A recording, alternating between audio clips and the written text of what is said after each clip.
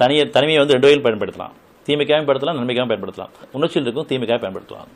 உணர்வு இருக்கவங்க நன்மைக்காக பயன்படுத்துவாங்க. இதெல்லாம் நீங்கள் மிஸ் பண்ணும் பொழுது தனியாக வீட்டில் படுக்க இருக்குது.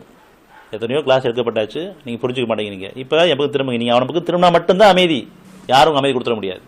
அந்த மாதிரி ஒரு சூழ்நிலை வர்றதுக்கு முன்னாடியே என்னை சுற்றி நிகழ்வு இல்லை, நான் அவனுக்காக எனக்கு நேரத்தை ஒதுக்கும் பொழுது அவன் பக்கம் திரும்பிட்டேன்னு சொன்னான், அந்த விருப்பத்தை அவன் ஒப்படைச்சேன்னு சொன்னான், அந்த வழியை நான் அமைச்சிருவான். விரும்ப தானே சொல்கிறான், எதுக்காக இந்த தனியான சூழ்நிலை ஏற்படுத்தியிருக்கேன், என் பக்கம் திரும்புங்க. இரவில் தூக்கம் வருது, சில தூக்கம் வரமாட்டேங்குது. அந்த தூக்கம் வராத காரணம் அவன் பக்கம் திரும்புறதுக்காக தான். நான் பொழுது போக்கிக்கிற கிடையாது. நம்ம அந்த நேரத்தில் என்ன பண்ணுறோம், கம்ப்யூட்டரு, லேப்டாப்பு, செல்லு, தூக்கம் வராமல் இருக்காக டைம் பாஸ் இப்படி போயிட்டுருக்கு. இவனே அவன்கிட்ட பேசுங்க, பேசுறதுக்காக தான் சூழ்நிலை உருவாக்கிட்டான்.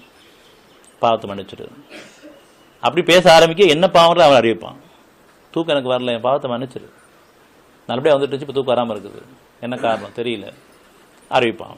நீங்கள் முதல்ல பண்ணிடுறீங்களா, அவன் பக்கம் திரும்புறீங்களா, அவன்கிட்ட பேசுகிறீங்களா. நாம் அதுலேயும் என் பக்கம் திரும்புறதா கிடையாது. என் காலத்தை நான் வீணாக்கிட்டு இருக்கிறேன் ஒவ்வொரு நாளும். இப்போ தூக்கமும் இல்லை, கஷ்டமும் இருக்குது, நீங்கள் எதையும் பார்க்கவும் முடியாது, தொடவும் முடியாது, சத்தமும் கேட்க முடியாது, கம்ப்யூட்டர் செல் எடுக்க முடியாது. அந்த சூழ்நிலை வச்சு என்ன பண்ணுவீங்க? அந்த பிரச்சனை வர காரணம் நல்லபடியாக இருக்கும்போது நீங்கள் அவங்க திரும்பினா அந்த பிரச்சனை வந்திருக்காது நம்ம எல்லாருக்குமே. ஆனால் பெரும்பாலும் அவன் கொடுத்தக்கூடிய வாய்ப்புகள் நம்ம தவறிட்டே இருக்கிறோம்.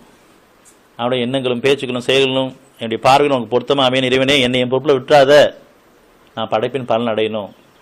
இவ்வளோ காலம் என் காலத்தை நான் வீணாக்கிட்டேன், இனி வாழக்கூடிய வீணாகிடக்கூடாது. அப்போ காலத்தின் மீது சத்தியமாக அவன் கொடுக்கப்பட்ட காலத்தை பெரும்பாலும் வீணாக்கூடியவங்களா இருக்கிறாங்க. காரணம் பொருள் அடிப்பில் போகிற காரணமாக.